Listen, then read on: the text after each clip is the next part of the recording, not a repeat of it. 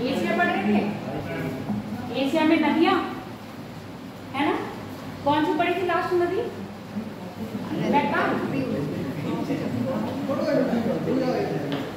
मैकांग पढ़ रहे थे।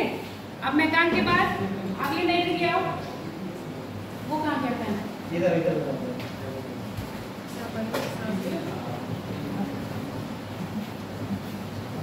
मैकांग नदी कहाँ गिर रही थी? मुहाना कहाँ बना रही थी अपना? मैकांग नदी अपना मुहाना कहाँ बना रही थी?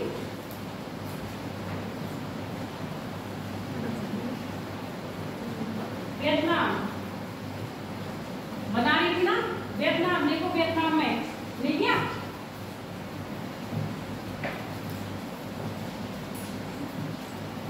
नहीं मिला कौशल, नहीं मिला। मैकांग रिवर ये फ्लो कर रही है और पानी हो रही है ना, वियतनाम में जाके गिर रही है। तो याद रखना मैकांग नदी का। अगला देखो,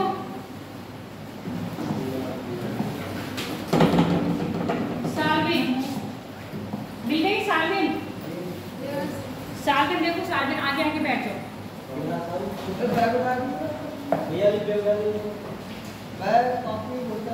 सब उठा दो उसका।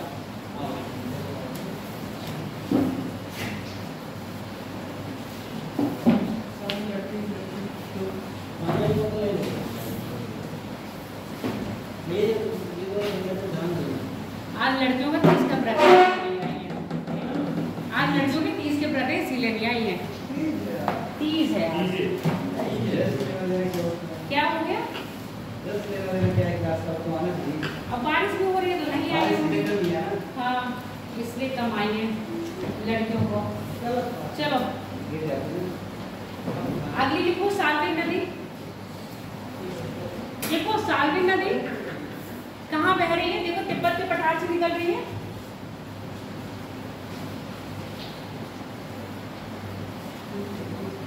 यही है, तिब्बत के पठार से निकलती है और कहाँ जाके गिर रही है? अंडमान सागर में। इधर देखते जाओ पहले, तिब्बत के पठार से निकलती है और अंडमान सागर में गिरती है। ये म्यांमार की सबसे लंबी नदी है साल्विन। म्यांमार की सबसे लंबी नदी है और साल्विन पठारी क्षेत्र से होकर निकल रही है। जब ये नदी पठारी क्षेत्र से होकर निकल रही है तो क्या बताओ, कृषि यहाँ पर संभव हो पाएगी? कृषि संभव हो पाएगी? पठारी क्षेत्र से निकल रही है तो ऐसे अपने आप सोचो, जैसे अपने यहाँ नर्मदा और ताप्ती निकल रही है भ्रंश में से, पठारी क्षेत्र में से, तो क्या वहाँ कृषि हो पाती है? लैंडमार्क नहीं मिलता है ना, इसीलिए लंबी जरूर तो है, लंबी नदी तो जरूर है, पर इसकी लाइफ लाइन इंद्रावती है। किसकी? म्यांमार की। क्यों? म्यांमार की नदी ये निकल रही है चाइना के पास से और फ्लो करती हुई कहाँ गिर रही है? ये भी आपके बे ऑफ बंगाल में, जबकि ये कहाँ गिर रही है? सावली अंडमान सागर में। यहाँ पर ये कहाँ बह रही है? ये मैदानी क्षेत्र में बह रही है। जब ये मैदानी क्षेत्र में बह रही है तो कल्टीवेशन आराम से हो जाएगा, कृषि हो जाएगी ना आराम से। आगे बात समझ में। बड़ी नदी तो कौन सी है? सावली। पर जीवनदायिनी कौन सी है? इंद्रावती है। आगे बात समझ में। आप लिख लो साल्विन नदी,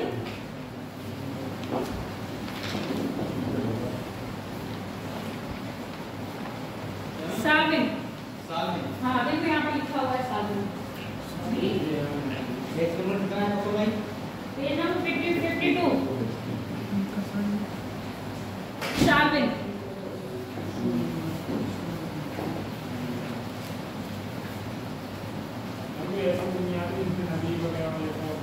तुम्हारे पास बुक्स लिखी नहीं है? मैं पढ़वा की बुक, मैं पढ़वा की बुक सही है, दृष्टि की बुक सही है और उसके साथ साथ आप एनसीईआरटी ले लो। एनसीईआरटी है तो फिर बस ये बुक्स ले लो। लुसेंट तो वनडे एग्जाम के लिए ठीक रहता है, कभी कभी क्या होता है लुसेंट पर तो ऐसा कुछ नहीं, कभी कभी लुसेंट का पूछ लेते हैं। आपको जैसे ये नदी के बारे में सही है ना,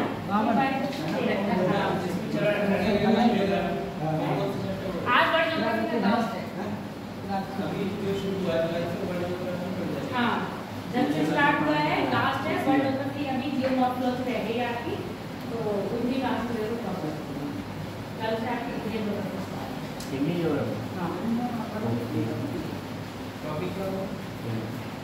पहला तो जो टॉपिक मिला है अभी तक क्या किया ना ग्रुप में, है ना, देशांतर अक्षरांतर नहीं है, सीधे जो टॉपिक है India on map, India on map ये बताना। चलो लिखो पहले। साल्वेन नदी, साल्वेन नदी म्यांमार की सबसे लंबी नदी है। साल्वेन नदी म्यांमार की सबसे लंबी नदी है।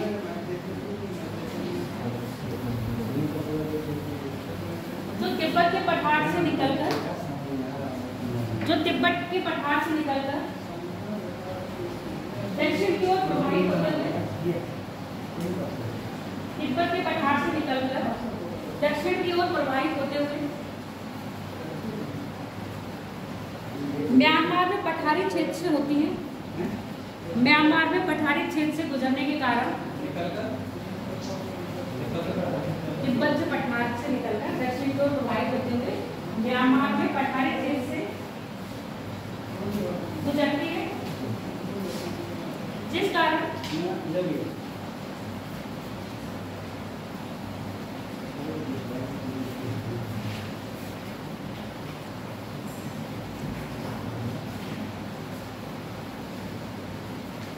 कारण यहाँ कृषि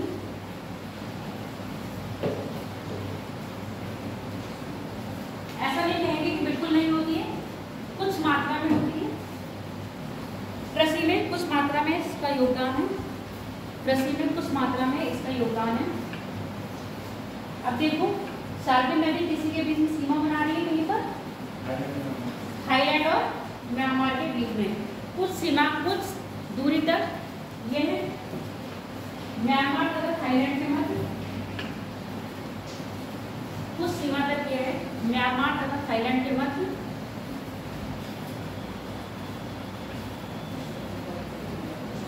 सीमा का निर्धारण करती है।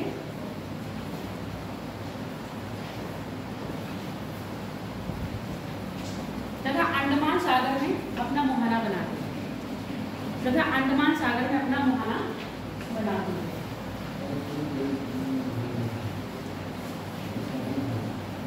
आगे देखो इरावती नदी। इरावती नदी से क्वेश्चन पूछे गए हैं, मैकांग से भी क्वेश्चन पूछे गए हैं। इरावती इरावती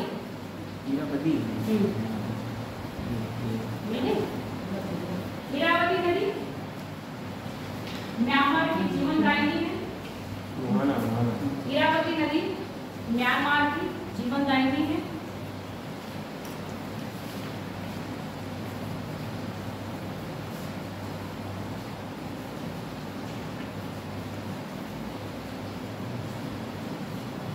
इस नदी के मैदानी क्षेत्रों में, इस नदी के मैदानी क्षेत्रों में कृषि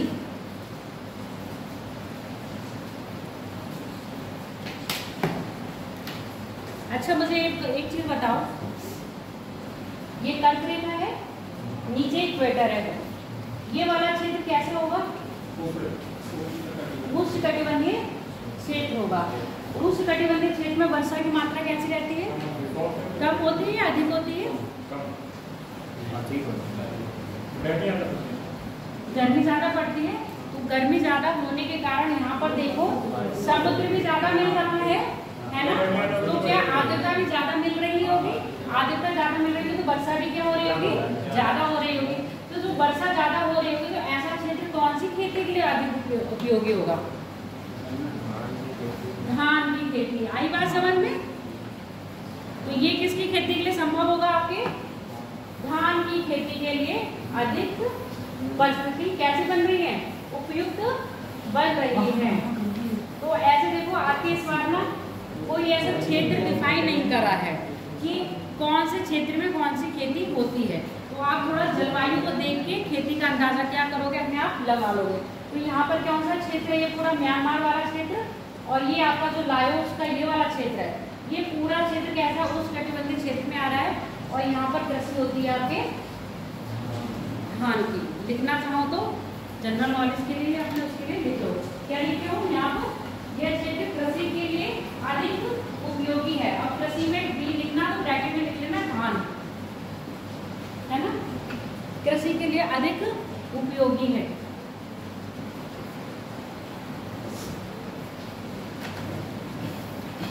अब उसके बाद आ गया ब्रह्मपुत्र नदी।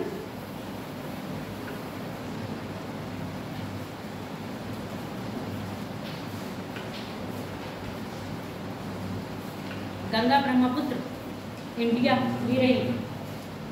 ब्रह्मपुत्र नदी भी देखो, अभी सिर्फ क्या करोगे आप इसको ऐसे लिख लो, जब इंडिया में नदियां बढ़ोगे तब इसका उद्गम पूरा ब्रह्मपुत्र नदी तंत्र सब सेपरेटली बताया जाएगा। तो ब्रह्मपुत्र नदी देखो तिब्बत में कहाँ से निकलती है?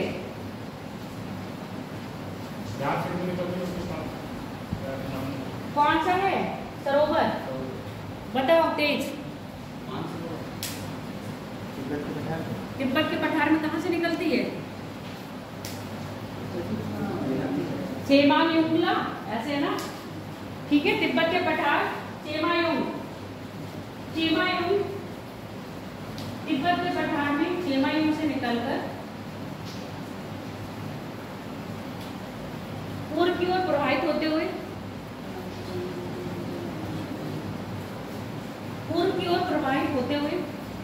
ये देखो पूरब में जा रही है ना, पूर्व की ओर प्रवाहित होते हुए भारत में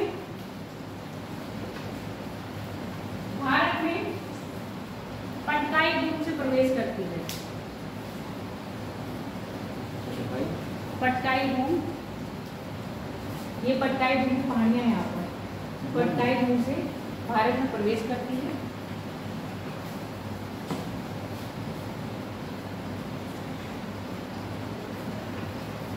तथा असम घाटी में बहती हुई दक्षिण की ओर बांग्लादेश में प्रवेश करती है।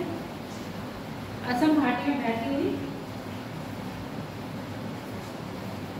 दक्षिण की ओर मुड़कर बांग्लादेश में प्रवेश करती है तथा बंगाल की खाड़ी में अपना मुहाना बनाती है।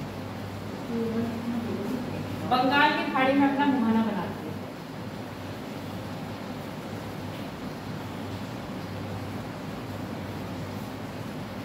तो इस तरह ब्रह्मपुत्र कितने देशों में है? ये चीन, भारत और बांग्लादेश। अतः ब्रह्मपुत्र नदी प्रायः 3 देशों में, चीन, भारत, बांग्लादेश। और बांग्लादेश को थोड़ा सा डिटेल में पढ़ लेना इस समय, ठीक है? पूछो क्यों? यहाँ पे राजनीतिक अस्थिरता आई हुई है ना? और ब्रिटेन ने यहाँ की प्रधानमंत्री, कौन है, पूर्व प्रधानमंत्री शेख हसीना को आने के लिए, मतलब राजनीतिक जो शरणार्थी होते हैं, मना कर दिया गया है। इनको समझ नहीं आया क्या बात कह रहे हैं? नहीं समझ आया ना? बिल्कुल नहीं समझ आया। देखो इस समय क्या हुआ है, बांग्लादेश में राजनीति में उथल पथल हुई। ये सुना क्या कर रहे थे? आरक्षण को समाप्त कर रहे थे। वो वाला आरक्षण जो फ्रीडम फाइटर को दिया जा रहा है। तो वहाँ की पॉलिटिक्स ने क्या करा, वहाँ के पब्लिक ने उनके साथ सामने विद्रोह कर दिया। उनको क्या कर दिया, इस्तीफा देने के लिए मजबूर कर दिया। वो इस्तीफा देकर अपनी जान बचाने के लिए आए। जान बचाने के लिए उन्हें बस 40 मिनट मिले थे कि आपके पास बस 40 मिनट है, इन 40 मिनट में आप देश छोड़ के कहीं भी जा सकते हैं सुरक्षित स्थान पर। तो वो देश छोड़ के कहाँ आ गई हैं? इंडिया में आ गई हैं। तो इंडिया में अब उन्होंने और देशों से क्या करी है, अपील करी है कि आप हमें शरणार्थी की तरह रख लें अपने देश में, क्योंकि इन्होंने बांग्लादेश को निकाल दिया है। तो ब्रिटेन ने साफ साफ मना कर दिया है कि आप जिस देश में गई हैं उसी से ही शरणार्थी होने की क्या करेंगी, अपील करेंगी। तो अब यहाँ पर बांग्लादेश न्यूज़ में आ गया है, समझ में आ गया। तो अब बांग्लादेश के बारे में, बांग्लादेश की सीमा क्या है, बांग्लादेश की वो प्रधानमंत्री कब से कब तक रही थी, इस बार इनका कौन सा चुनाव था, कितनी साल इन्हें हो गई थी, तो ये सारी चीज़ें क्या करोगे, याद कर लोगे। आई बात समझ में? अब इसका इफेक्ट भारत पे क्या पड़ेगा, कुछ पड़ेगा या नहीं? क्या पड़ेगा बताओ। मैंने न्यूज़ में देखो क्या देखी थी, तो वो नीतीश कुमार बिहार के मुख्यमंत्री हैं। हाँ? मुझे कह रहे थे कि जो रोहिंग्या मुसलमान हैं वो भारत में आ जाएंगे, तो क्या नाम, बिहार में टेरस में आ जाएंगे, उपद्रव मचाएंगे, और कई कारण है। और कोई कारण है? दूसरी बात है, जो वहाँ पर हिंदू पॉपुलेशन है उसको हो सकता है आगे आने वाली है ना, उसको प्रताड़ित करा जाए, वो लोग आए। कुछ लोग होंगे जो महबूबा कह रहे हैं शेख हसीना के सपोर्टर होंगे, तो उनको हो सकता है परेशान करें, तो क्या करेंगे, भारत में शरण लेने के लिए आएंगे। तो बहुत सारी मुश्किलें आ रही है ना, तो ऐसे हाँ, तो ये सब चीजें कंडीशन, तो यही तो आपका इंटरनेशनल रिलेशन है। क्यों दूसरे देश में अगर उठापतक होती है तो आपको उसका इफेक्ट भारत में क्या पड़ेगा, तो ये सब चीज़ें आपको समझनी है। अच्छे है कि न्यूज़ देख रहे हो और न्यूज़ को फॉलो कर रहे हो। अब आ जाते हैं बांग्लादेश के बाद गंगा। गंगा नदी डिटेल में पढ़ोगे तो ऐसे ही लिख लो, गंगा नदी कहाँ है भारत में, और कहाँ गिरती है, बंगाल की खाड़ी में अपना मुहाना बनाती है। और निकलती कहाँ से गंगा नदी, यमुनोत्री या गंगोत्री, गंगोत्री ग्लेशियर से।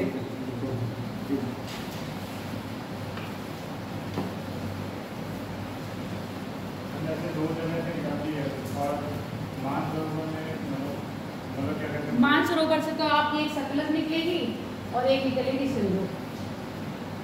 ये मानसरोवर से नहीं निकलती गंगा, यहाँ से निकलती है बंदरपुर से निकलती है आपकी यमुनोत्री, आपकी यमुना नदी, और गंगोत्री से निकलती है आपकी दो धाराएं हैं इसकी, एक कौन सी है, धौली गंगा और एक विष्णु गंगा। इनकी दोनों की संयुक्त धारा आपस में कहलाती है भागीरथी। फिर भागीरथी से मिलती है अलकनंदा, फिर इन दोनों की संयुक्त धारा कहलाती है गंगा। तो ये हम क्या करेंगे, जब भारत पढ़ोगे तो गंगा नदी तंत्र अलग से पढ़ोगे, ब्रह्मपुत्र नदी तंत्र अलग से पढ़ोगे, और सिंधु नदी तंत्र भी अलग से पढ़ोगे। यहाँ पर क्या है, क्योंकि एशिया की नदियाँ पढ़ रहे हो इसीलिए लिख लो।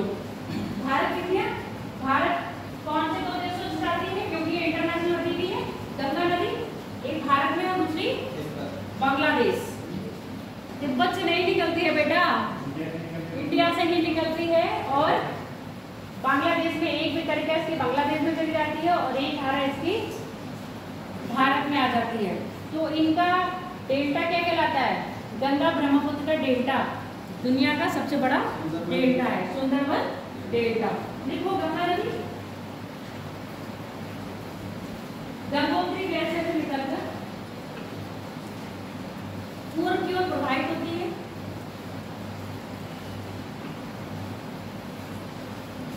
पूर्व की ओर प्रवाहित होते हुए बे ऑफ बंगाल यानी कि बंगाल की खाड़ी में गिर जाती है। विश्व का सबसे बड़ा डेल्टा, विश्व का सबसे बड़ा डेल्टा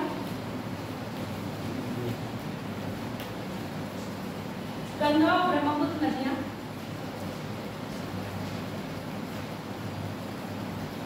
गंगा और ब्रह्मपुत्र नदी मिलकर बनाती है।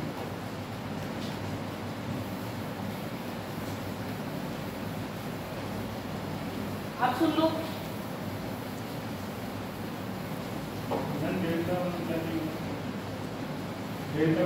डेल्टा बनाती है।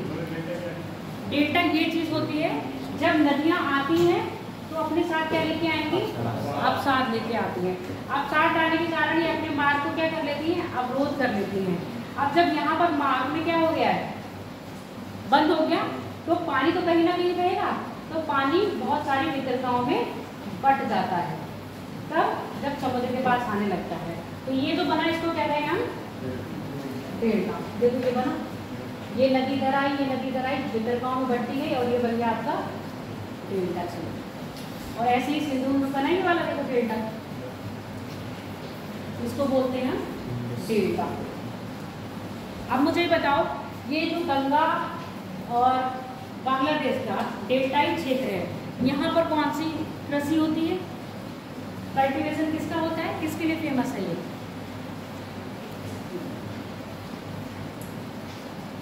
नो डाउट धान के लिए तो होगा ही होगा, पर उसके अलावा पटसन यानी कि आपका जूट की खेती है ना, तो लिख लो ना। ये क्षेत्र प्रायः पटसन की, ये क्षेत्र प्रायः पटसन को जूट भी लिख सकते हो, पटसन की खेती के लिए या कृषि के लिए अधिक उपजाऊ है, प्रसिद्ध है। उसके बाद देख लो सिंधु नदी का, सिंधु नदी,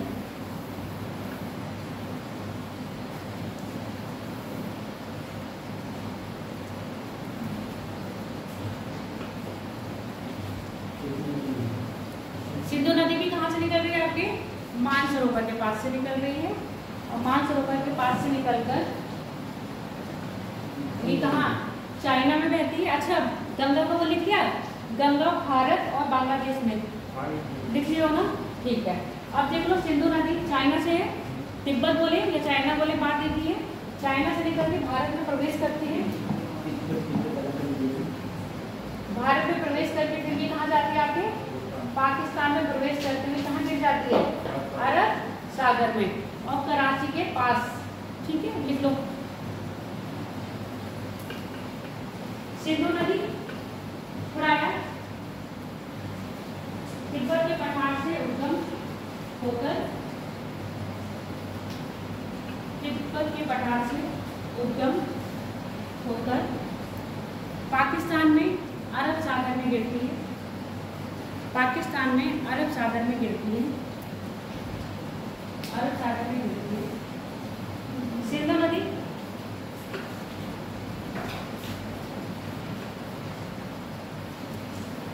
सिंधु नदी चाइना, भारत और पाकिस्तान, तीन देशों में प्रवाहित होती है, भारत, चाइना और पाकिस्तान, तीन देशों में प्रवाहित होती है।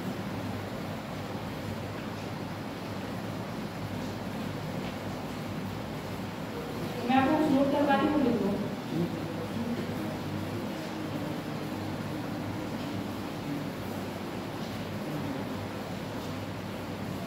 ऐसे लिखो, हैंड और एशिया की नदियां, एशिया की नदियां बड़े से छोटे क्रम में,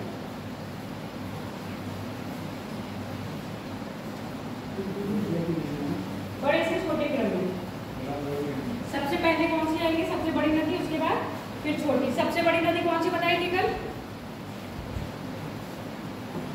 भूल गए? यांगसी, चाइना की सबसे बड़ी नदी है यांगसी। पहले लिखो यांगसी नदी, यांगसी नदी से छोटी है कौन सी थी? पीली नदी, जिसको कह रहे हैं होंगहो, येलो नदी होंगहो,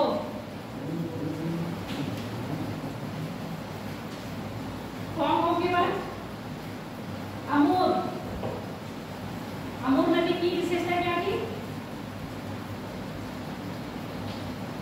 अमूर नदी की विशेषता क्या थी? ये रसिया और चाइना के बीच में क्या बना रही थी? बॉर्डर बना रही थी। तीसरे नंबर पर की नदी हो गई अमूर। अमूर के बाद देखो लीना, लीना नदी, लीना के बाद मैकांग, मैकांग के बाद येंगसी, येंगसी, येंगसी, येन, येन, येंगसी के बाद ओ, ओ के बाद देखो इरिटेंस, इरिटेंस, इरिटेंस, देखो है इरिटेंस,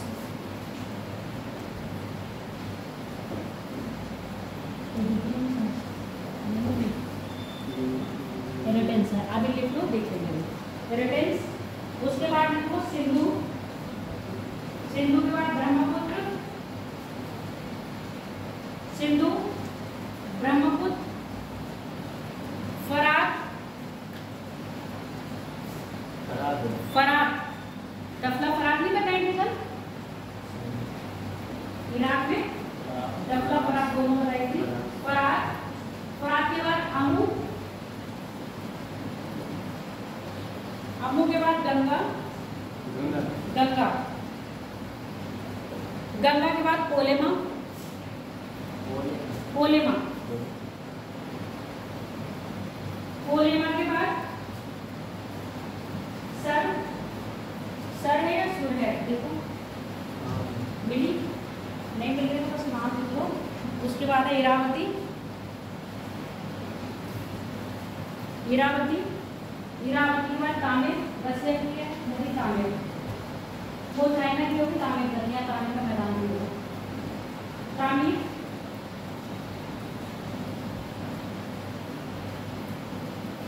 ये सारी नदियां हो गई हैं जो क्या है आपकी, और इसके बाद है कफला। हाँ, कुछ याद नहीं करना, नहीं करना, ये सारी नदियां देख जाना, क्यों क्या है ये एशिया की बड़ी और छोटी नदी। तो सबसे बड़ी होगी आपकी यांगसी, उसके बाद आपकी होंगशो, कौन सी है, येलो नदी। अब हम बात करेंगे, सारी नदियां निपट गई है, कोई नदी ऐसी तो नहीं रहेगी एशिया में, तो नहीं हुई है, अधिकतर सब हो गई है। अमू नदी, अमू दरिया ये था ना, सिराय दरिया, रोमी नदियां कल पढ़ा दिया था ये चीज। अब आ जाओ फिजिकल पर।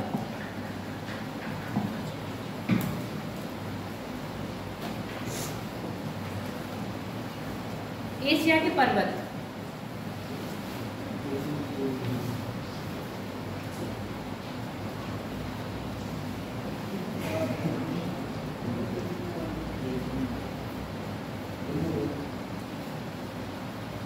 यूराल पर्वत तो आप पढ़ चुके हो। यूराल पर्वत क्या कर रहा है, एशिया को यूरोप से अलग कर रहा है। अब यूराल पर्वत के जितने भी पर्वत इधर होंगे वो हम पढ़ेंगे, ठीक है। पहला पर्वत देखो कौन सा है, ये बरकोस्ट यामा, देखो बरकोस्ट यामा है, मिल गया। कहाँ पर है आपके, रसिया में। उसके बाद एक ये पर है, कौन सा है, कोलियामा, मिला। हाँ, कोलियामा। कोलियामा के बाद देखो ये है कोरिया, कोरिया रेंज के बाद यहाँ देखो स्टेडियम रेंज। ये चारों रेंज बताएंगे, ये कौन से देश में आ रही है ये बताओ मुझे, रसिया में आ रही है। तो याद रखोगे, या अपनी कॉपी पे ऐसे नोट डाउन कर लो, बीच में लिखना रसिया, और रसिया के ऐसे लिखो जैसे कि रसिया है, साइबेरिया क्षेत्र पूरा है, एक एरो इधर बनाओ, एक एरो इधर बनाओ, एक एरो इधर बनाओ, एक एरो इधर बनाओ। तो रसिया के पर्वत नाम लिख लोगे तो आराम से याद हो जाएगा।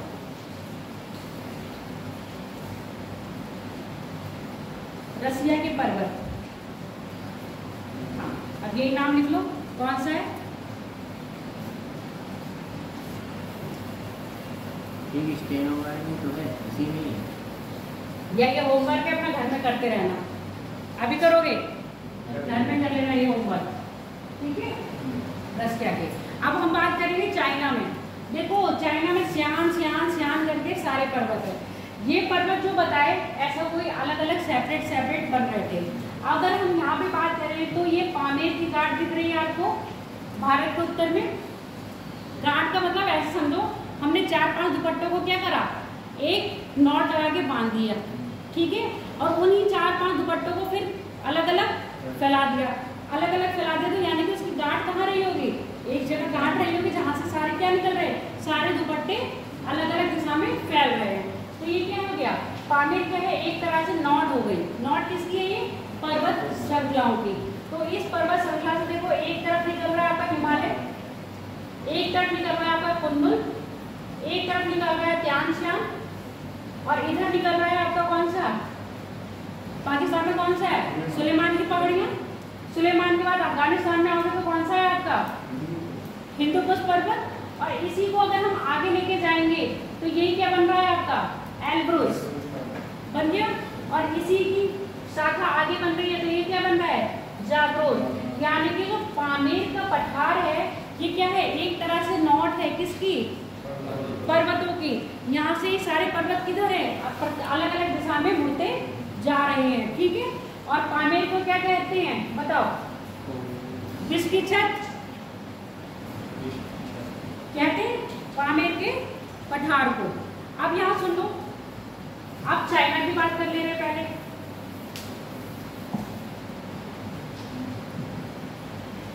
क्या हो जाता है वो, ठीक करना है।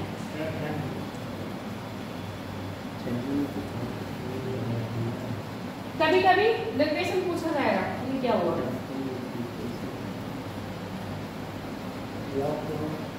लॉक तो नहीं हुआ, लॉक हो गया।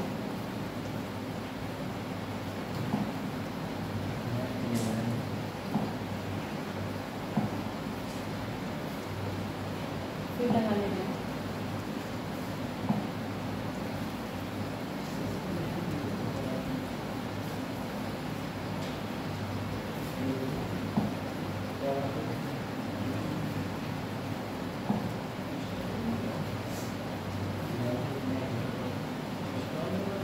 हमेशा हाँ डेली का है ये, और आज से चैप्टर नहीं इंडिया पढ़ाओगे तो इंडिया में भी यही आ जाएगा, अधिकतर आ जाते हैं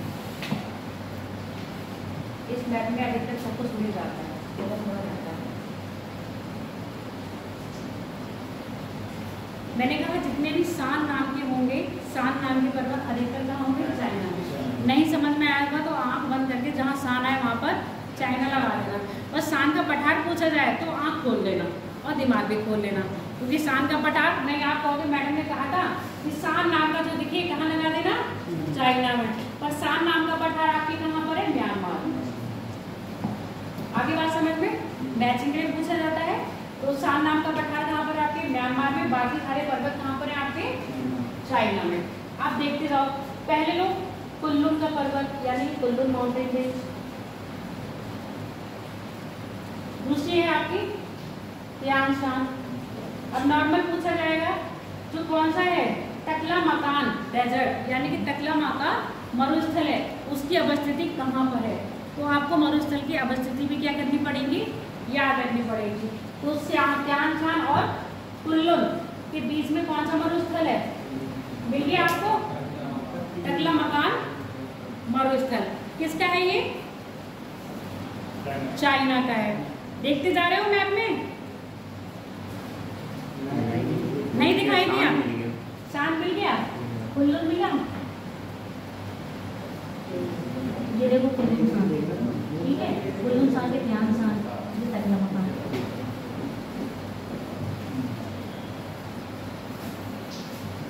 अब त्यान शान के थोड़ा सा कहाँ आओगे, पूरब में, त्यान शान के पूरब में कौन सा सागर वो मरुस्थल है, गोबी का, पूरब में आओ, गोबी का मरुस्थल। अब इसके बीच में देखो, एक ये दिख रहा है अतलाई, जो अटलाई माउंटेन मिल रहा होगा, किसके पास आओगे, कुल्लुन के उत्तर में जाओ, और वो त्यान शान के पूरब में आओ, अल्ताई पर्वत। ये अल्ताई पर्वत मंगोलिया और चाइना के बॉर्डर पर है, मिल गया, मंगोलिया और चाइना के बॉर्डर पर है। अल्ताई पर्वत के उत्तर में कौन सा मरुस्थल है, गोबी का मरुस्थल, मिला, नहीं मिला,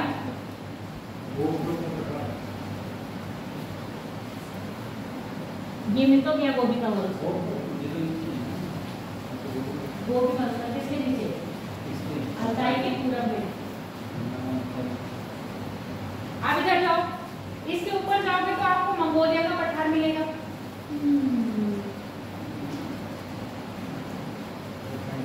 है ना, और ये रहा आपका Altai mountain range.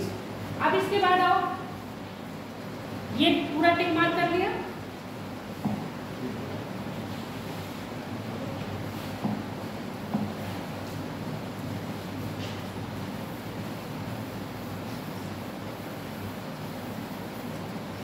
Manchurian plane मिल गया। और मंचूरियन प्लेन किसके लिए फेमस था, ये मुझे बताओ जरा, कौन से रिसोर्स पढ़ाए थे मंचूरियन में, तेज, इसको याद नहीं है,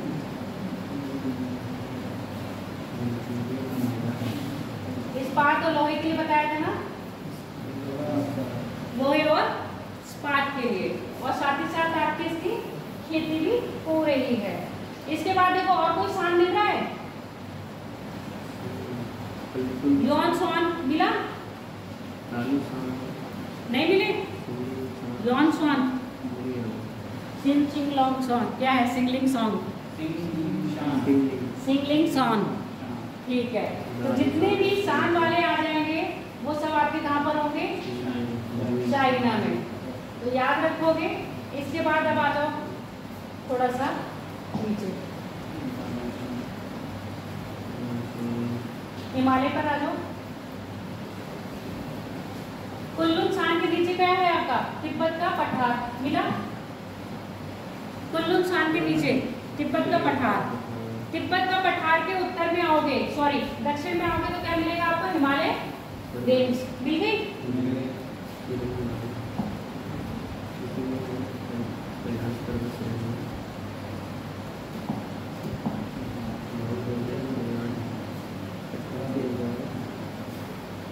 हिमालय तो जब इंडिया में पढ़ोगे तो डिटेल में पढ़ोगे। अभी यहाँ देख लो, हिमालय का जो विस्तार है कहाँ पर है? भारत में है, नेपाल में है, भूटान में है, उसके बाद फिर से भारत में है। फिर यहाँ पर ये पटकाई भूमि की पहाड़ियों पर आके ये क्या हो जाते हैं? मुड़ जाते हैं। मतलब हिमालय को अरुणाचल प्रदेश में क्या कहा जाता है? पटकाई भूमि। पटकाई भूमि के पास आके दक्षिण में मुड़ती है और इसको म्यांमार में क्या कह रहे हैं? Arakan Yoma. मिल गया अराकान योमा। तो अराकान योमा पूछा जाएगा तो कहाँ पर है आपका? म्यांमार में। पटकाई भूमि के नाम पे जब पूछा जाएगा तो आपका कहाँ लगाओगे? अरुणाचल प्रदेश में। और हिमालय पूरी रेंज कहाँ पर है? भारत में, पाकिस्तान और भूटान में। इसके बाद हिमालय की एक शाखा तो इधर मुड़ी दक्षिण में और एक शाखा मुड़ती है इधर दक्षिण में। जब इधर मुड़ती है तो अब आप यहाँ पाकिस्तान में प्रवेश कर रहे हो। तो यहाँ देखो सुलेमान रेंज मिलेगी। सुलेमान रेंज के नीचे आपको किन्थर रेंज मिलेगी। किन्थर किन्थर किन्थर सुलेमान के नीचे दक्षिण में आओ। किन्थर पाकिस्तान में है।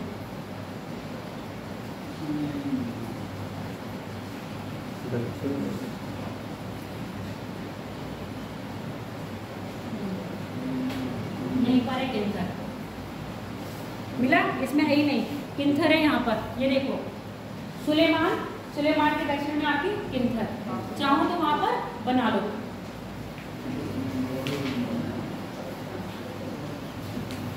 किन्थर के पश्चिम में आओगे तो मरकान रेंज मिलेगी। ये तीनों रेंज के नाम याद रख लेना, किन्थर रेंज, मरकान रेंज और सुलेमान रेंज। ये तीनों कहाँ पर है आपके? पाकिस्तान में।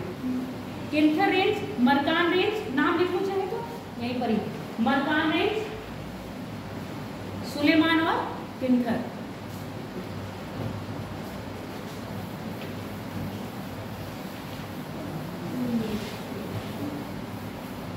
अब भारत में आ जाओ। भारत में देखो ये अरावली रेंज मिली, मिल गई अरावली। अरावली के बाद इधर आ विंध्यन रेंज मिली। विंध्यन रेंज के बाद देखो सतपुड़ा रेंज मिली। पश्चिमी घाट मिला, पूर्वी घाट मिला, वेरी गुड। नीलगिरी मिली, मिल गया ना? बस अब इस शब्द इसको क्या कर लोगे? मार्क कर लोगे। जब विद्या पढ़ोगे तो ये सब चीजें आपको क्या करना है? डिटेल में पढ़ गई है। पाकिस्तान की तीनों ही रेंज याद रखोगे। पाकिस्तान की तीनों रेंज कौन कौन सी थी? सुलेमान, किन्थर और मरकान। Very good.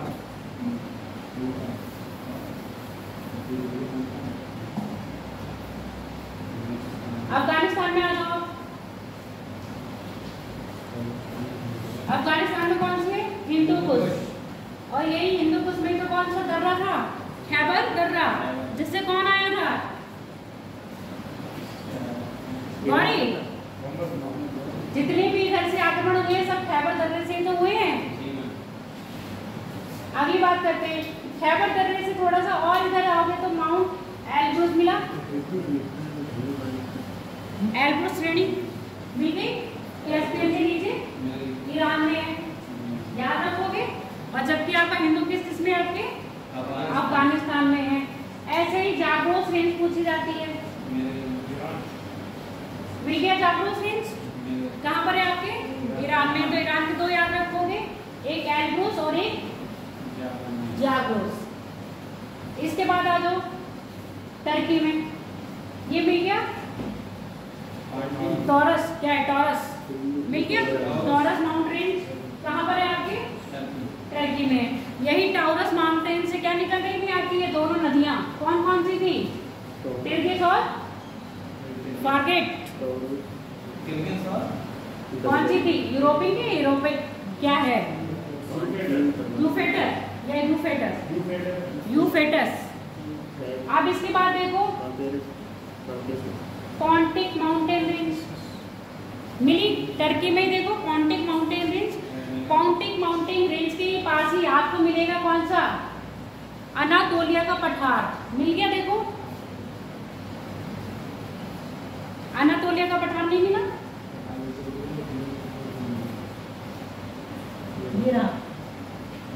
अनातोलिया का पठार मिल गया। हाँ, अनातोलिया का पठार कहाँ पर है आपके? टर्की में। ये लिखा है अनातोलिया।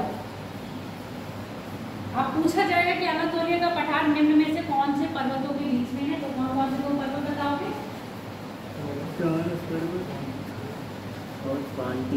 पॉन्टिक माउंटेन और टॉरस माउंटेन। अब इसके बाद इधर आ जाओ। ये तो देखो प्रायद्वीप का थाई का कौन सा प्रायद्वीप बताया था कल? सिनाई प्रायद्वीप बताया था। सिनाई प्रायद्वीप में क्या है? ये माउंटेन है, पर ये किसका पार्ट है? आपके अफ्रीका का है। अब इधर आ जाओ अरब में।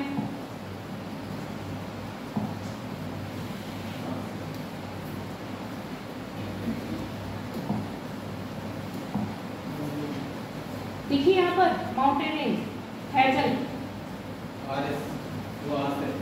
आसिफ कहाँ है? हैचल है, इसमें हैचल लिखा है। आरिस, आरिस ये वाली है। आरिस से ऊपर जाओ हैचल। आरिस, आरिस से ऊपर हैचल। मिली? नहीं मिली? नहीं है तो कोई बात नहीं है। देखो आरिस है, आरिस से ऊपर हैचल माउंटेन है।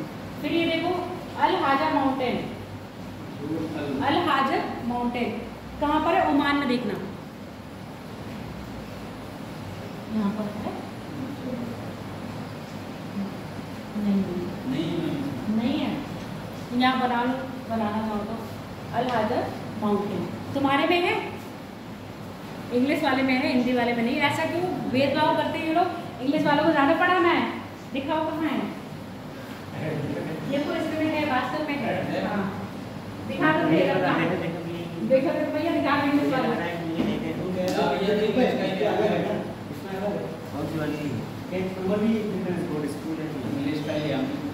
हाँ इंग्लिश का ले आना, इंग्लिश हिंदी दोनों रख लो।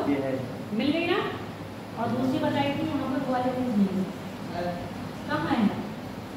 ये मिल गई।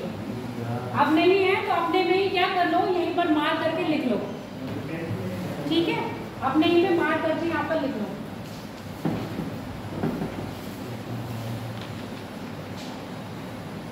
पाकिस्तान की दो रेंज नहीं दे रखी थी ना, पिंथर और ये मरकाम, इसमें हिंदी में नहीं दे रखी है।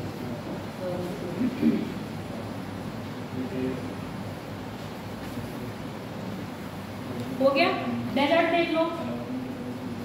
अरेबियन पेनिनसुला में क्या है? ये अरब मरुस्थल। और ये दूसरे नंबर का मरुस्थल था ना, सबसे बड़ा सहारा। दूसरे नंबर का अरब था, तीसरे का था थार, उसके बाद हो गया। अगला देखो लूट डेजर्ट कहाँ पर है? ये अफ्रीका में है सारा। लूट डेजर्ट मिला तुमको? मिल गया इंग्लिश में? इंग्लिश वालों मिल गया? मार्गो डेजर्ट, मार्गो मिला? कुछ नहीं करना है, इनके नाम को याद कर लेना, कौन से देश में पढ़ रहे हैं बस। कभी कभी मैचिंग के लिए आ जाता है। मेन तो सबको पता होते हैं, छोटे छोटे भी क्या करोगे, देख लोगे और उसको याद कर लोगे। किसका? ये मार्को है और ये लूट है। ईरान में? हाँ ईरान में है।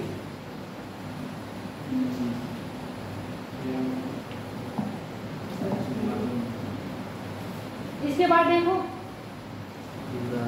गैरागम मिल गया। गैरागम, गैरागम है ये।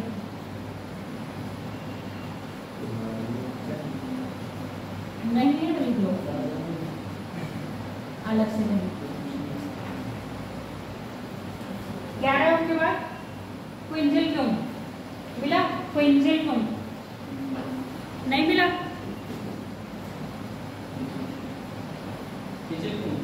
रुजलकुम लिखा है, किजुलकुम तो काराकुम मिल गई दोनों। गाराकुम, उसमें कराकुम है, इसमें गाराकुम है, किजुलकुम। इसके बाद देखो, ऐसे तो बहुत सारे डेजर्ट हैं, कितना याद करोगे, यही मेन कर लो, ठीक है। और ये कौन सा है, लोलैंड। अब बात करते हैं ग्रास लैंड की। अच्छा मुझे ये बताओ, बेल्ट घास का मैदान कहाँ पाया जाता है? बेल्ट बेल्ट बेल्ट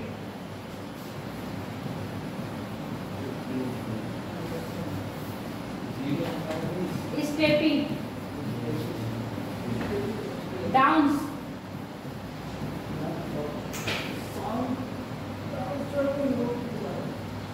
डार्लिंग,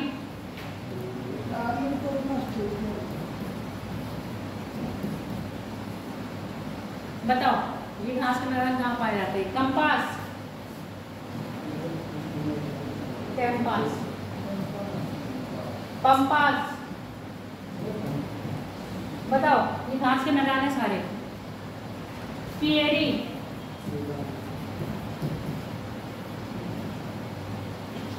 बताओ कहाँ कहाँ है? पियरी कहाँ है? पियरी घास का मैदान।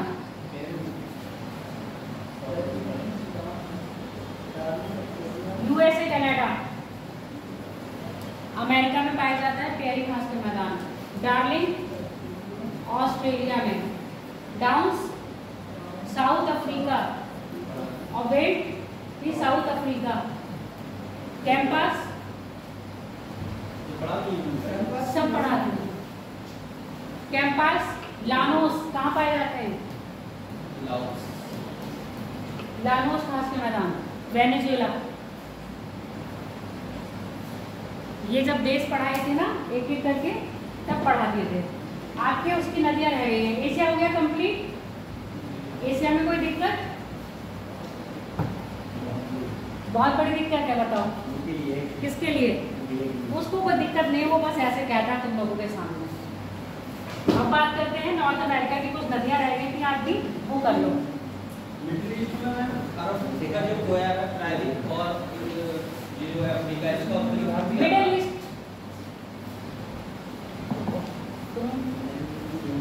ये कह रहे हो एशिया में। एशिया का तो है मैम। हाँ जैसे इसका अफ्रीका का भी देखो, अगर हम एशिया को बांटेंगे ना, ये तो ये पश्चिम में आ रहा है, पश्चिम, ठीक है। मिडिल एशिया में ये वाले देश आते हैं,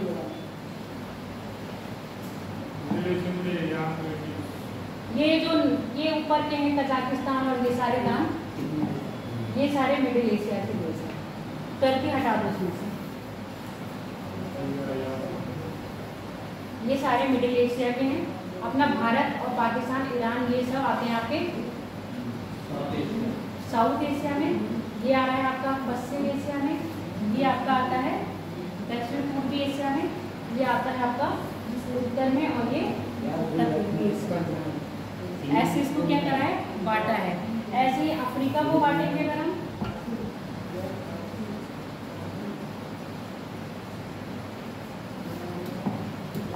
अफ्रीका को यहाँ से डिवाइड कर दें,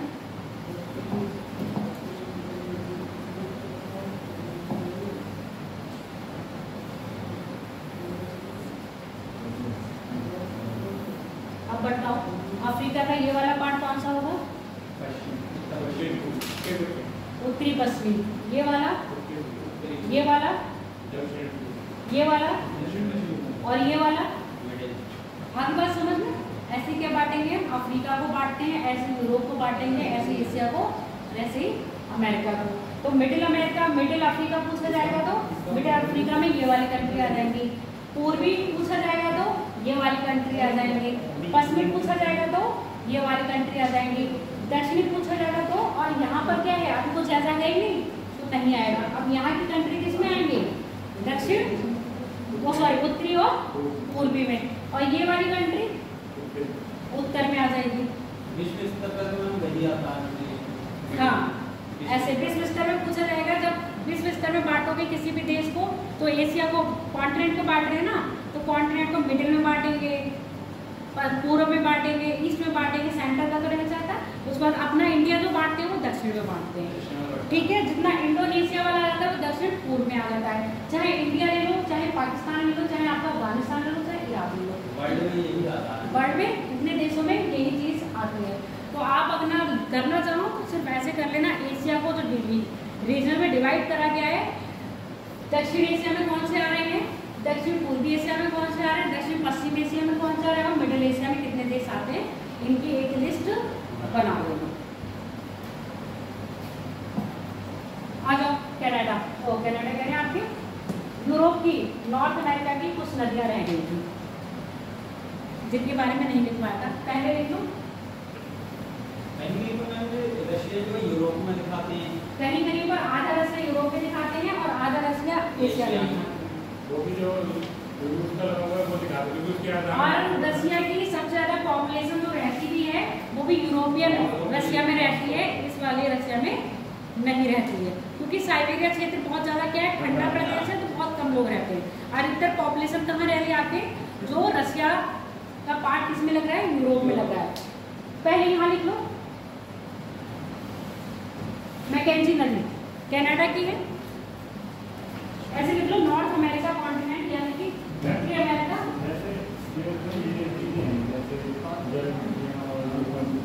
सब कुछ है, इसके बाद पढ़ाई नहीं की और ये सब ये जो सिलेबस आ रहा है वो तो चक्रवात हमें पढ़ाते हैं, समुद्री जलवायु पढ़ाई थी, ज्वालामुखी क्रिया की नहीं पढ़ाई थी, तो उसमें आया भूकंप की पढ़ाई है, अगर उसमें हुआ जो तो हमें पढ़ाते नहीं है। हिम सरिताएं वही है, तो हिमा बर्फ करती है, उससे जो नदियाँ निकलती वो नहीं सकता है। हाँ, जैसे ग्लेशियर पिघले, ग्लेशियर का मतलब झील में बन गया, झील से वो क्या नदियों में, जैसे नीला नदी बड़ी ये सरिताओं में ही आ सकती है, ये नदियों की बात है। अगला क्या है, जनसंख्या हमारा पढ़ाया नहीं है, अब होगा तो पढ़ा दिया जाएगा। प्राकृतिक संसाधन पढ़ाया नहीं है, औद्योगिक क्षेत्र वाले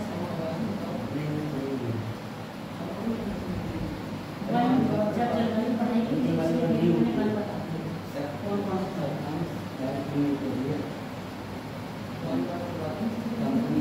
चलो पहले लिख लो मैकेंजी नदी,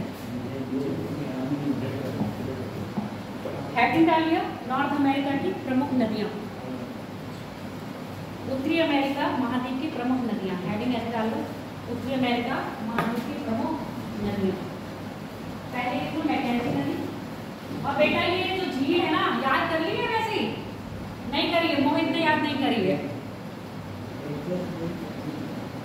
एटलस को रोज ऐसे देखो कि इसको देखे बिना आपकी रोजी रोटी हजम नहीं होगी, है ना। तो जब तक इसको देख ना लो, जब तक खाना मत खाना, खाना हजम नहीं होगा। हाँ, तो पहले देख लो जो मैकेंजी नदी है कौन सी झील से निकल रही है, ग्रेट स्लेप से निकलती है। क्या ग्रेट स्लेप से निकल रही है, देखो मैप में, एटलस बोलो।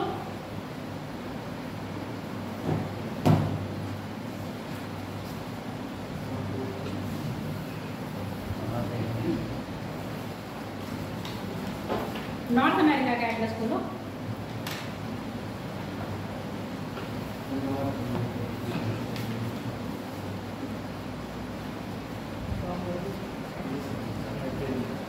मिल गई, ग्रेट स्लेप से निकल रही है,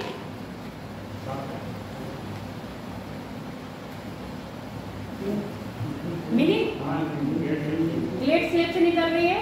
और ये कनाडा की सबसे लंबी नदी है, कौन सी, मैकेंजी नदी। मैकेंजी नदी कनाडा की सबसे लंबी नदी है जो ग्रेट स्लेप से निकलती है। हाँ देखो, मैकेंजी नदी कनाडा की सबसे लंबी नदी है।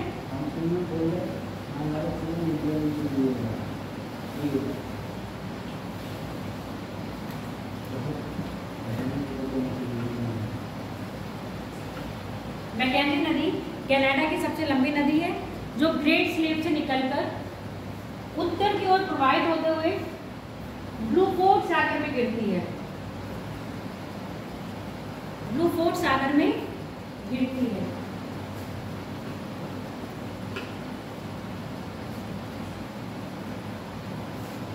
अब बात सुनो, ये बहुत सिंपल है। कनाडा के उत्तर में जितने भी द्वीप हैं उनको कहते हैं क्वीन एलिजाबेथ आइसलैंड, लिखा है ऊपर।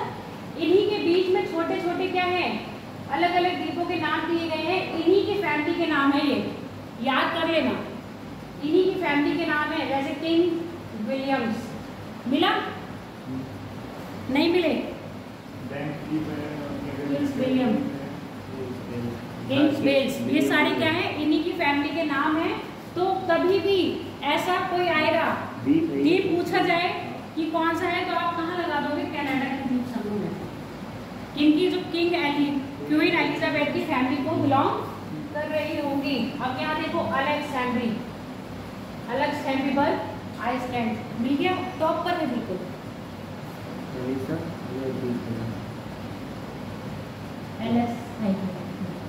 यहाँ पर छोटा सा सबसे टॉप पर ये बनाया है। ऐसे द्वीप याद कर लेना। अगली आ जाओ,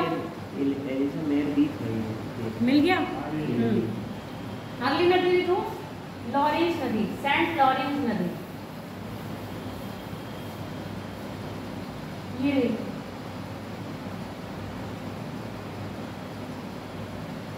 कनाडा की है, ये भी सेंट लॉरेंस नदी। लेक ओंटारियो से निकलती है, लेक ओंटारियो। ये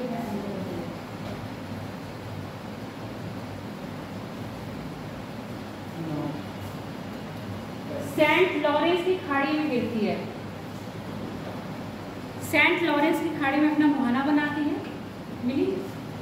ये देखो सेंट लॉरेंस की खाड़ी।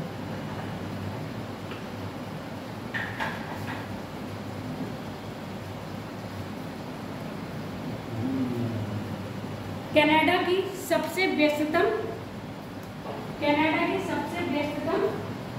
नदी है। कनाडा की सबसे व्यस्ततम नदी है।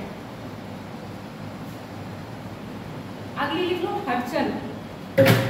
हडसन फेमस क्यों है, बताओ मुझे जरा।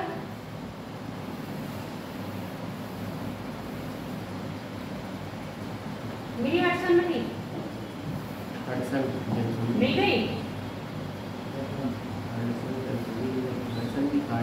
हडसन की खाड़ी और हडसन रिवर फेमस है। चलो लिखो, क्योंकि हडसन नदी के तट पर आपकी यूएसए की कैपिटल कौन सी है? वाशिंगटन डीसी, और न्यूयॉर्क शहर अवस्थित है।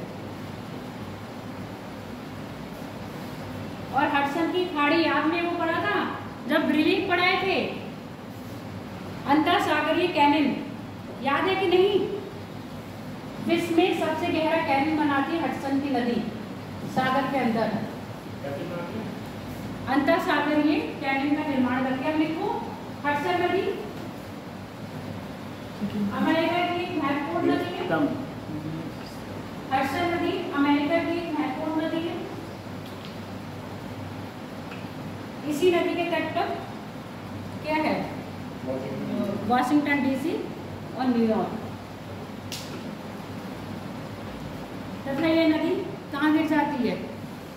हडसन की खाड़ी में गिर जाती है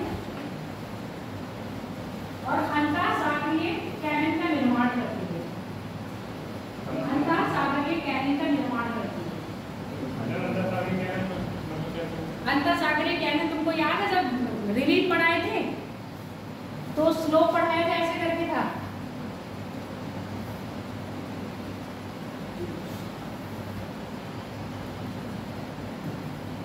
स्लो पढ़ाया था, तो यहाँ पर एक कैनिन बन के आ रहा था ऐसे लंबट खाई से, जो मैंने ऐसे करके चित्र में बनाया था। यहाँ पर आपने बनाया था, यहाँ पर खड़े होकर देखोगे तो ऐसा गहरा गाँठ बनाती है। जब ये नदी समुद्र में गिरने जा रही होती है तो ऐसे क्या बनाती है? कैनिन का निर्माण कर देती है। तो ये कहाँ बना रही है? आपके समुद्र के अंदर, जो प्रायः अंतरसागरीय कैनिन का निर्माण करती है। जो प्रायः अंतरसागरीय कैनिन का निर्माण करती है।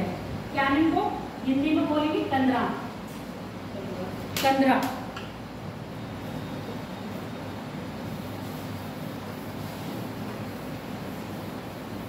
इसके बाद मिसिसिपी, मिसौरी, मिसिसिपी, मिसौरी। हाँ, मिसिसिपी और मिसौरी दोनों ही नदियां हैं, मिल गई। मिसिसिपी और मिसौरी दोनों संयुक्त हैं, एक ही साथ बनेंगे, नाम दोनों एक ही साथ लिख दो। मिसिसिपी, मिसौरी नदी, मिसिसिपी, मिसौरी नदी, मिसिसिपी तथा मिसौरी नदी, मिसिसिपी, मिसौरी नदी अमेरिका की सबसे लंबी, मिसिसिपी है, हाँ मिसिसिपी अमेरिका की सबसे लंबी नदी है। मिसिसिपी अमेरिका की सबसे लंबी नदी है, अमेरिका की सबसे लंबी नदी है, जो अपनी सहायक नदी मिसौरी, जो अपनी सहायक नदी मिसौरी के साथ मिलकर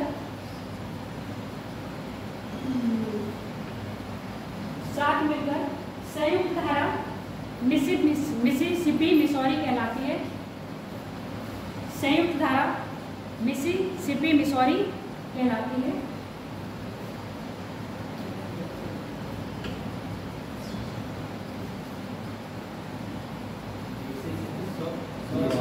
संयुक्त धारा मिसिसिपी, मिसौरी, संयुक्त धारा मिसिसिपी, मिसौरी कहलाती है, जो मैक्सिको की खाड़ी में पंछीपाद डेल्टा बनाती है, जो मैक्सिको की खाड़ी में पंछीपाद डेल्टा बनाती है। पंछीपाद डेल्टा ऐसे समझो, ऐसा पंछी का पैर देखें ऐसा होता है, तो बिल्कुल ऊपर से देखने में लगेगा कि पंछी का पैर है, तो पंछीपाद डेल्टा का निर्माण करती है। इसकी विशेषता है कि मिसिसिपी, मिसौरी नदी मैक्सिको की खाड़ी में गिरते हुए पंछीपाद डेल्टा का निर्माण करती है, तथा यह नदी क्षेत्र कौन सा, मिसिसिपी और मिसौरी गेहूं की खेती के लिए और मक्का की खेती के लिए अधिक उपजाऊ है। गेहूं की खेती और मक्का की खेती के लिए अधिक उपजाऊ क्षेत्र। इसके बाद आ जाओ कोलोराडो नदी।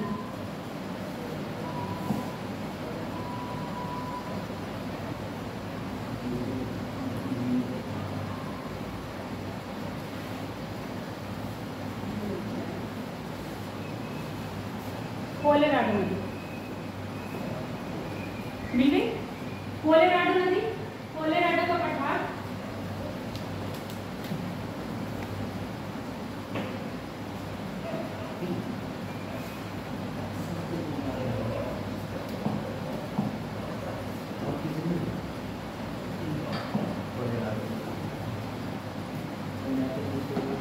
कोलोराडो से पठार से निकलती है और कहाँ गिर रही है, कैलिफोर्निया की, क्या है ये, कैलिफोर्निया है, कैलिफोर्निया की खाड़ी में गिरती है। यहाँ है कैलिफोर्निया में खाड़ी में गिरती है। कोलोराडो नदी फिश का सबसे बड़ा कैनन का निर्माण करती हुई बहती है। कोलोराडो नदी विश्व में सबसे बड़े कैनन का निर्माण करते हुए बहती है। सबसे बड़े कैनन का निर्माण करते हुए बहती है। जबकि हडसन नदी कैसी थी, अंतःसागरीय कैनन का निर्माण कर रही थी, ये कहाँ कर रही है, स्थल पे कैनन का निर्माण कर रही है। विश्व में सबसे बड़े कैनन का निर्माण कर रही है। कौन सी नदी आगे, कोलोराडो नदी। इसके बाद देख लो रियो ग्रांडे नदी। रियो ग्रांडे नदी, हाँ ये भी मैक्सिको की खाड़ी में गिर रही है। रियो ग्रांडे नदी कोलोराडो के पठार से निकलती है।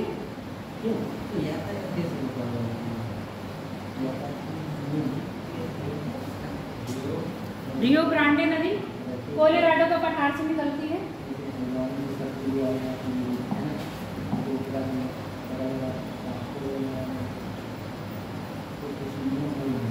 यूएसए तथा मैक्सिको के बीच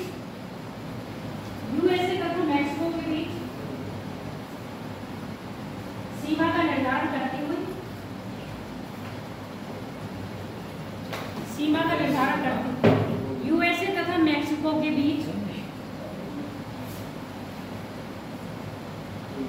यूएसए तथा मैक्सिको के बीच सीमा का निर्धारण करते हुए मैक्सिको की खाड़ी में गिर जाती है।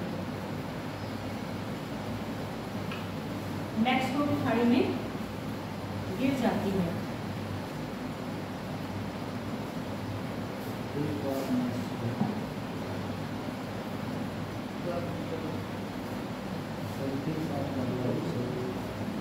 अब आपने उसमें पॉलिटिकल मैप खोलो।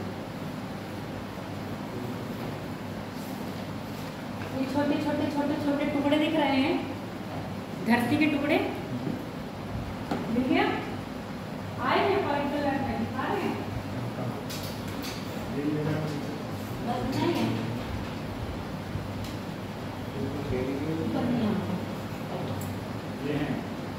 चलो जितना भी दिख रहा होगा उतना समझ लेना। कैरेबियन सागर में है, कैरेबियन सागर में ही है। 22 या 23 के ही पेपर में द्वीपों के नाम दे दिए गए थे। ये 4-5 द्वीप के नाम उठा के दिए गए थे, मैचिंग करने के लिए आया था कि कौन से द्वीप पर किसका आधिपत्य है। देखो पिछड़ बहुत ज़्यादा है ना, फिर भी कोशिश करना समझने की। अंगुलिया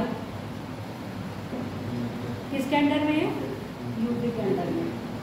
उसके साथ ब्रिटिश वर्जीनिया आइसलैंड किसके अंडर में है? यूके में। ये तो ब्रिटिश के नाम से एक बार तुक्का लगा के काम चल भी जाएगा, कर ही दोगे कि ब्रिटिश यानी कि यूके। अंगुलिया किसके नाम पर है आपके? यूके। अब यहाँ कंफ्यूजन होगा तो कहाँ होगा? वर्जीनिया में। एक ब्रिटिश वर्जीनिया आइसलैंड है जो यूके के नाम पर है, एक ही आपका वर्जीनिया आइसलैंड जो किसका है?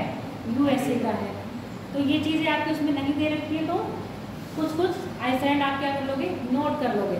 ऐसे लिखो विभिन्न देशों के अधीन द्वीप समूह लिखे हुए दे रखे हैं, ठीक है फिर तो दे रखा है।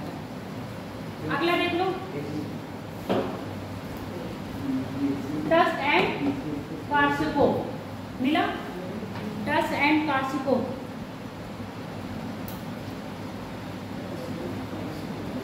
नहीं मिला। ये बिल्कुल वर्जीनिया आइलैंड के उत्तर में यूके का पार्ट है। और ऐसे नहीं पूछा जाएगा तो पता है कैसे पूछा जाएगा? ये देश दे दिया जाएंगे, द्वीपों के नाम दे दिए जाएंगे, पूछा जाएगा कौन से सागर में इनकी अवस्थिति है। तो कौन से सागर में है? कैरेबियन। क्या बताइए क्या बात है? एक लाख यूपीएससी का नहीं यूपीएससी में आया नीट की हो अभी थोड़ा सा देख बहमास देखो, बहमास एक देश है, पूछा जाता है बहमास मिल गया। जब बहमास कौन से सागर में है? कैरेबियन सागर में है, ठीक है। अगला देखो यहाँ पर सेंट मार्टिन।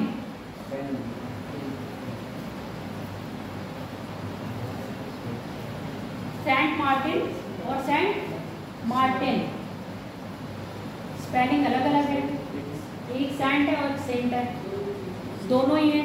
जो सेंट है वो फ्रांस के अंडर में आ रहा है और जो मार्टिन सेंट मार्टिन है वो नीदरलैंड के अंडर में आ रहा है। मिला कौशल?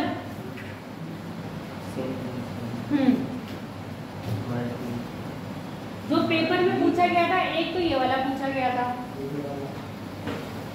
एक ये पूछा गया था, एक ये पूछा गया था, एक ये पूछा गया था।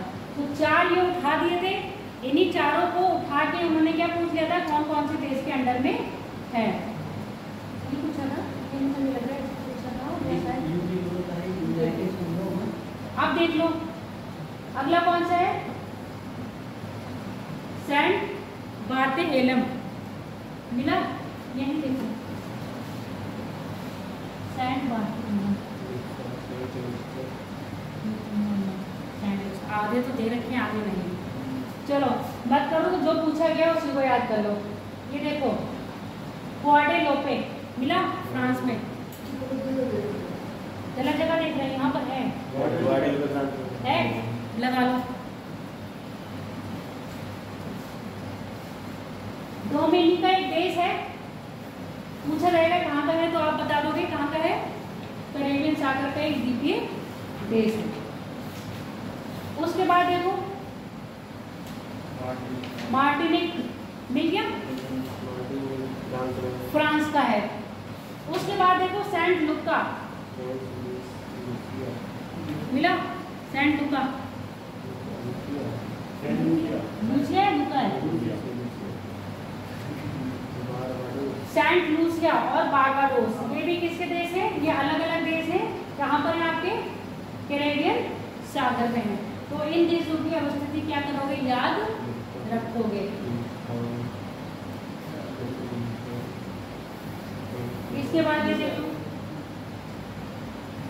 अरूबा, अरूबा मिला? बेल्जियम के ऊपर, मिल गया?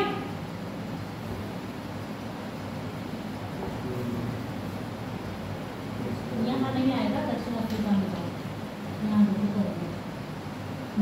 और अरूबा ये हो गया, अरूबा और अरूबा, ये है अरूबा और अरूबा, मिल गए? दोनों मिल गए? ठीक है। देखो एक मैंने तुमको बताया था,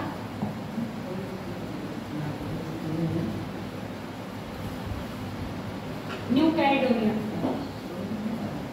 अमेरिका हो, ऑस्ट्रेलिया में आ जाओ। न्यू कैलेडोनिया, इधर देखो ऑस्ट्रेलिया में न्यू कैलेडोनिया, फ्रांस का आधिपत्य है इस पे, और अभी यहाँ पर राजनीतिक अस्थिरता आई है।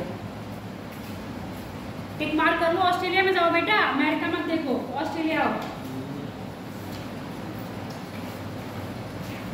ये बच्चे बहुत जल्दी आ जाते हैं, सब मिल गया है। एसएससी की क्लास अभी छूटी है क्या?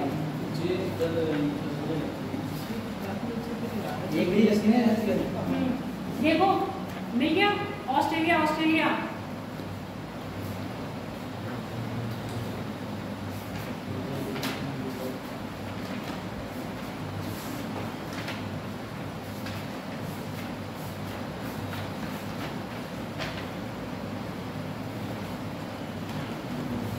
यहाँ पर लिखा है फ्रांस। अस्थिरता ऐसे आई थी जब से ये देश कह रहा है, मतलब ये देश है, द्वीपीय देश है, ये अपनी आज़ादी चाह रहा है किससे? फ्रांस से। ये देश कह रहा है कि आप हमें रिलीव कर दें, अब हम आपके अंडर में नहीं रहना चाहते हैं। तो याद रखना कौन सा है? न्यू कैलेडोनिया फ्रांस के अंडर में है। कहाँ पर? एक ओशियानी देश है, और कहाँ पर है? आपके साउथ पैसिफिक ओशन में पड़ता है। ऑस्ट्रेलिया से अगर इसकी स्थिति की बात करी जाएगी तो ऑस्ट्रेलिया से पूरब में है। आगे बात समझ में या नहीं? एक जगह और अस्थिरता आई थी, वो देखो। वैसे तो बहुत अस्थिरता आती रहती है।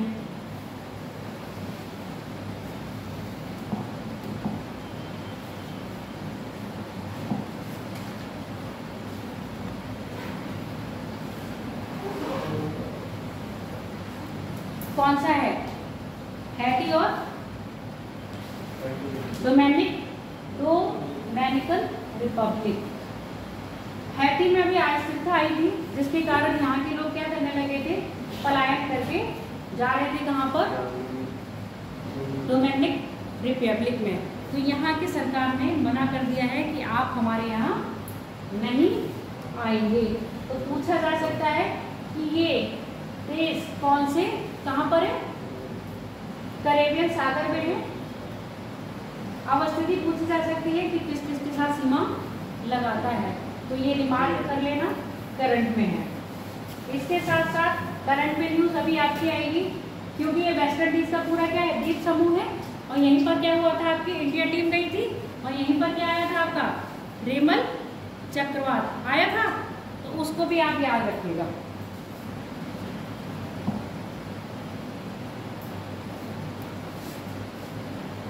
हवाना, जमा और क्या है, जमाइका, रोमांटिक और कंट्रोल याद रखोगे। इतना ही याद करने के लिए अब ये बताओ किस किस को क्या चीज़ समझ नहीं आई थी, तुम पूछ सकते हो। तुम मोहित बताओ, मैं आपको सब क्लियर है। मोहित को मैप नहीं आया, आज पूरे वर्ल्ड ज्योग्राफी की क्लास खत्म। क्लाइमेटोलॉजी हो गई है, क्लाइमेटोलॉजी हो गई है, ज्योग्राफी एटमॉस्फेयर हो गया, हाँ एटमॉस्फेयर हो गया है। क्लाइमेटोलॉजी में यहाँ पे एटमॉस्फेयर था, उसी में आपके चक्रवात थे, उसी में आपकी पवनें थी। भूकंप नहीं हुआ है, सुनामी नहीं हुई है, और क्या हुआ है, ज्वार भाटा हो गया ना, ज्वार भाटा हो गया। अभी ज्वालामुखी नहीं हुई, ज्वार भाटा हो गया बेटा, पढ़ाया तो तुम आए नहीं हो। हाँ कुछ नहीं समझ में आया तो पूछो, अभी है 10-15 मिनट। मैथ में कुछ नहीं समझ में आया तो पूछो। वो बात भी कर लेना। यहाँ पर एक नियाग्रा फॉल है, याद है नियाग्रा फॉल, ऑस्ट्रेलिया और कनाडा के, वो अमेरिका और कनाडा के बीच में बनता है। कौन सी नदी बनाती है नियाग्रा फॉल, कौन सी नदी बनाती है, नहीं पता? पढ़ा तो सब कुछ है, क्या यही बनाती है लॉरेंस?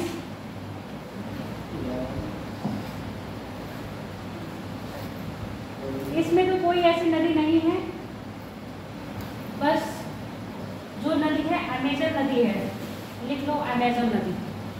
तो आप बैग बंद कर दिया, अमेजन नदी, जाओ अमेजन। पहली नदी लिख लो, दक्षिण अमेरिका की है अमेजन नदी, सबसे महत्वपूर्ण नदी। लिखवा ही नहीं रहे ऐसी ऐसी नदी, वही लिखवा रहे तो क्या है आपकी इम्पोर्टेंट है। अमेजोन, ये वो वाला अमेजोन नहीं है जो आपको ऑनलाइन वाला सर्विस देता है, इसी के नाम पे क्या कर दिया है, उसका नाम रख दिया है। पहली बात, सबसे विश्व में सबसे बड़ी नदी कौन सी है आपकी? नील नदी। अमेजोन भी है, पर अमेजोन किस में है आपके? जल प्रवाह क्षेत्र में सबसे लंबी नदी है। इसके बारे में ऐसे लिखो, विश्व में जल प्रवाह तंत्र की सबसे बड़ी नदी, विश्व में जल प्रवाह तंत्र की सबसे बड़ी नदी है।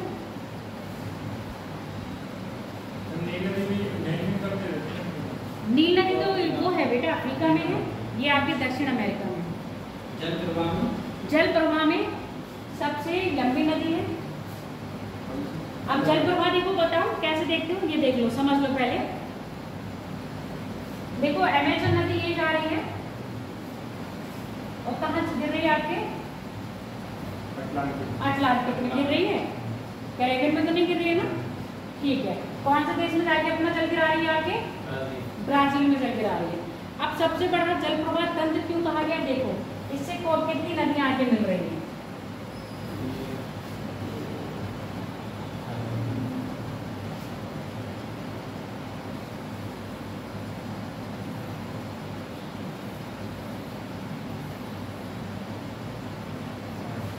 अब देख लो कितने देशों में फैला हुआ है इसका जल प्रवाह क्षेत्र। Colombia, Peru, Brazil, Bolivia, Venezuela फैला है ना। और खाली इसी नदी की बात करें किसकी, अमेजन की, तो कितने देशों से होके जा रही है? पेरू से दो ही देशों में फ्लो कर रही है। पर अगर हम जल क्षेत्र की बात करें तो कितना जल क्षेत्र घेरी हुई है, कितने देशों को घेरी हुई है? कोलंबिया को घेरी हुई है, पेरू को घेरी है, ब्राजील को, बोलिविया को और आगे वेनेजुएला को। आगे समझ में, जल क्षेत्र के मामले में ये बहुत ज्यादा क्षेत्र को घेरे हुए है और इसके अंदर बहुत सारी नदियां क्या कर रही हैं? अपना जल गिरा रही है। इसलिए इसको कहा है विश्व की सबसे लंबी जल प्रवाह तंत्र की नदी। जबकि नील नदी क्या है? सबसे लंबी लंबाई में और कितना अपने अंदर पानी को लेके रख रही है, वो नदी ये है। अपने अंदर कितना पानी समा रही है, वो नदी है आपकी अमेजन। अब लिख लो इस नदी का प्रवाह क्षेत्र, इस नदी का प्रवाह क्षेत्र कोलंबिया, पेरू, बोलिविया, वेनेजुएला और ब्राजील में है। प्रवाह क्षेत्र का मतलब समझ में आ रहा है आपको? जो नदियां, सहायक नदियां जल लेके आ रही है वो प्रवाह क्षेत्र इतने देशों में। परंतु यह नदी दो देशों से होती, परंतु यह नदी पेरू और ब्राजील में प्रवाहित होते हुए, परंतु यह नदी पेरू और ब्राजील में प्रवाहित होते हुए अटलांटिक महासागर में गिर जाती है। अटलांटिक महासागर में गिर जाती है। अब यहाँ पर एंडीज पर्वत श्रेणी है ना, तो कहाँ से निकल रही है? एंडीज से निकल रही है ना। अगर इसकी सहायक नदियों के नाम लिखना चाहो तो लिख लो अमेजन की सहायक नदी ना, क्योंकि पेपर में सहायक नदियों से क्या आता है? क्वेश्चन आ जाता है। अमेजन की सहायक नदियां,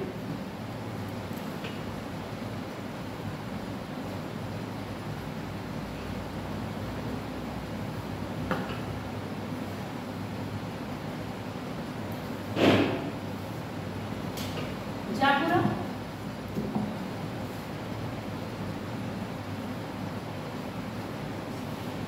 नीग्रो,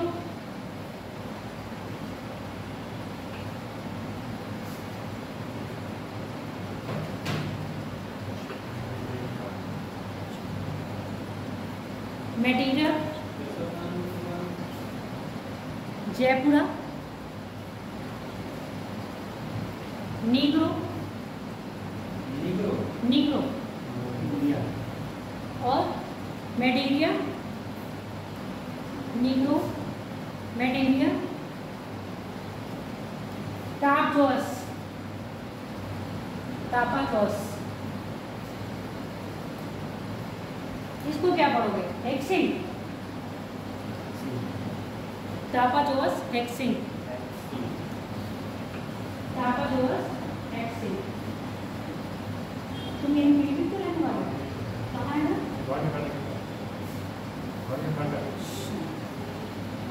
गोहानिया में और इसमें नौगमा में बड़ा कंफ्यूजन रहता है। ये वाली नदी तो नहीं जा रही है ना, बस हो गई आपकी। इतनी ही नदियां हैं, क्या कर रही हैं आपका? इसमें मिल रही है राशि। इसके बाद पराना मारानो नहीं है, है मारा दाना लिखो, ये भी है मारा। नीचे वाली ये वाली इन्हीं की संयुक्त धारा आगे अमेजन बन जा रही है, जैसे गंगा की। वाली में तो मिल जाएगी ये अनुकुलानी लिख लो, युगलानी, अनुकुलानी, क्या क्या तो नाम है, मुझे तो याद भी नहीं होते।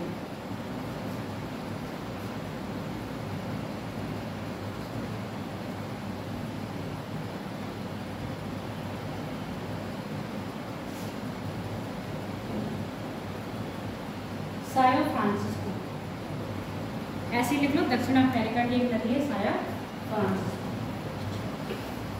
अमेजन पूछा जाता है जल प्रवाह क्षेत्र, तो इसकी सहायक नदियां भी याद रखें। और तो लगभग सब हो गई है, ऐसी कोई नदी नहीं बची है।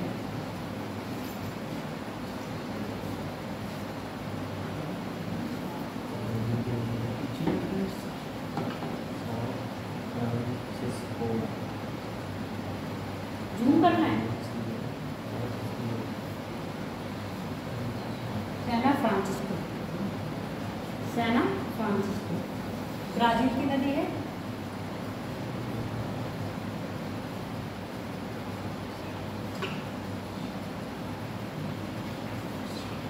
अब ये बताओ अब तक क्या चीज समझ नहीं आई? 5 मिनट है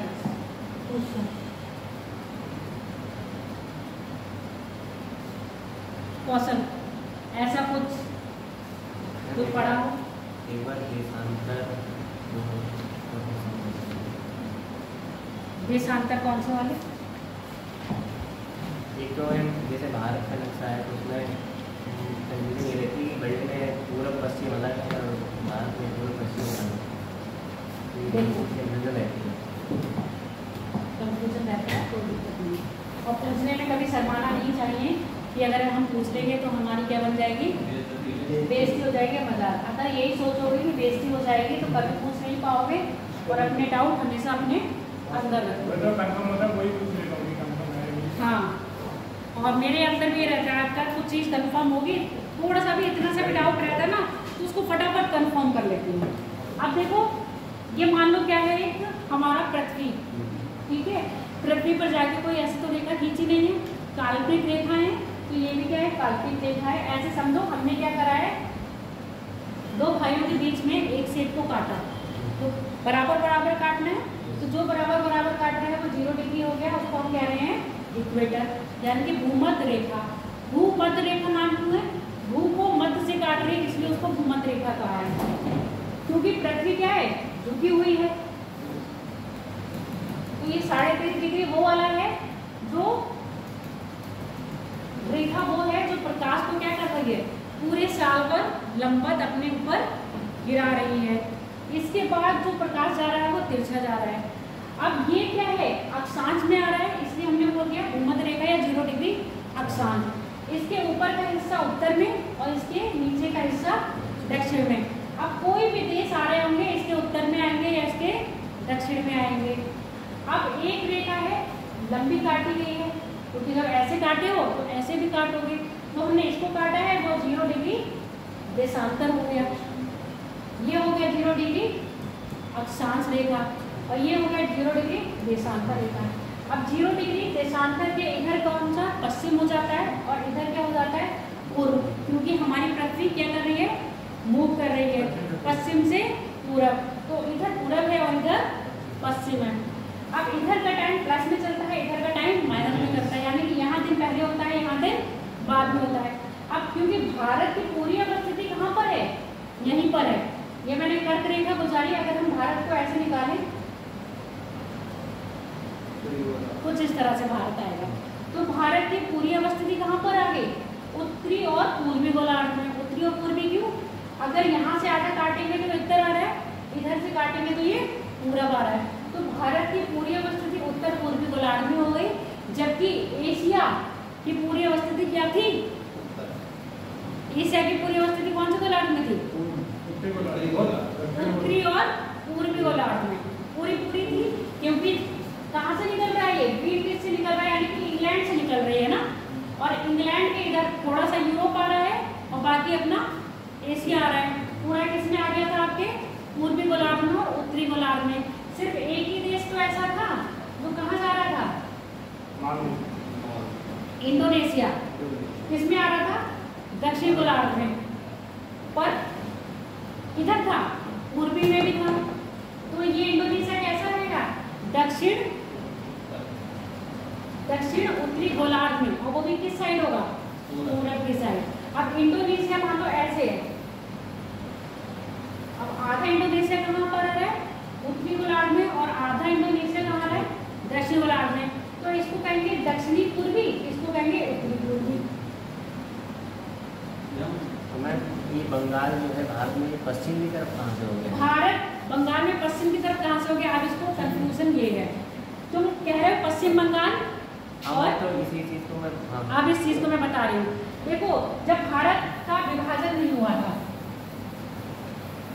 ये चीज तो समझ नहीं आती है। ये चीज समझ नहीं आती।